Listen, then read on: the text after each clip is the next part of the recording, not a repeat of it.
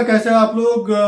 मेरा नाम राज और कोऑपरेटिव सोसाइटीज के एक्ट, बायलॉज, रूल्स रेगुलेशन वगैरह हम डिस्कस किया करते हैं। कई सारे सोसाइटी के मेंबर्स को कभी कभी मैनेजिंग कमेटी के मेंबर्स को भी डाउट बहुत बेसिक रहता है, छोटी छोटी डाउट्स रहता है। उसी डाउट्स के अंदर में से एक डाउट ये भी है, क्या अगर मेंटेनेंस के चार्जेस कलेक्ट किया जाता है, कोई एडिशनल चार्ज भी हम कलेक्ट कर सकते हैं। जैसे हम क्लब हाउस का फैसिलिटी प्रोवाइड करते हैं या फिर जैसे जिम का फैसिलिटी प्रोवाइड कर सकते हैं, क्या उसके लिए भी अलग से कोई चार्जेस ले सकते हैं।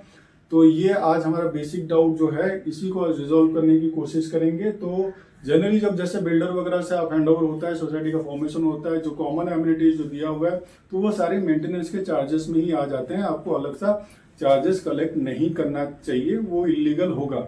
मगर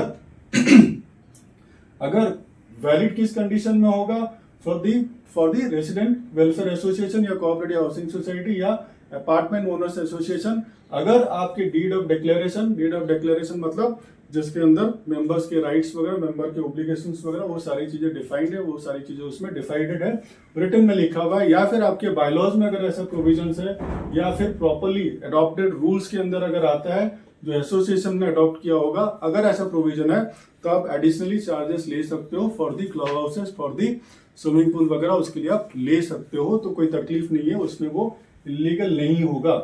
मगर apartment owners association can not impose, क्या एवरीडेली अपने मन चाहे ऐसा नहीं कर सकते हो, रेट्रोस्पेक्टिव पुराने पिछले डेट से नहीं कर सकते हो, और डिस्क्रिमिनेशन कोई जाति, धर्म या प्रांत के हिसाब से या कोई और किसी बेसिस के हिसाब से आप ऐसा डिस्क्रिमिनेशन या अपनी मनमर्जी नहीं कर सकते हो। और रीजनेबल होना चाहिए, ऐसा नहीं कि कुछ भी डाल दिया, कुछ भी चार्जेस डाल दिया और कुछ भी वसूली करना शुरू कर दिया, तो वैसा नहीं हो सकता है। So the charges that deny equal access to the common amenities, अगर अलग अलग लोगों के लिए या किसी का बड़ा फ्लैट है, किसी का छोटा फ्लैट है, इसके हिसाब से उससे ज्यादा हम कॉमन एमिनिटीज के लिए चार्जेस लेंगे, इससे कम लेंगे, तो ये चीजें भी आप नहीं कर सकते हो।